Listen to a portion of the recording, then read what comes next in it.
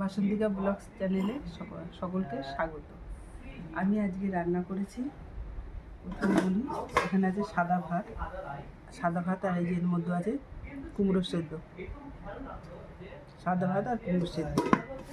তারপরে এখানে আছে তেল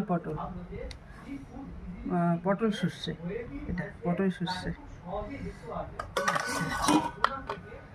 এখানে ভাত ভেজে রেখেছিলাম। এখানে আছে আলু ভাজা আর ডিমের অমলেট। আর এখানে আছে ইলিশ মাছের তরকারি। এই যে কাঁচা লঙ্কা দিয়ে করেছি, এগুলো সাদা একবারে মশলা কম দিয়ে কাঁচা লঙ্কা ছিঁড়ে করেছি। লাল লঙ্কা গুঁড়ো একবারে টাচ করিনি। এগুলো খেতে খারাপ হয়নি, খেতে যথেষ্ট ভালো হয়েছে।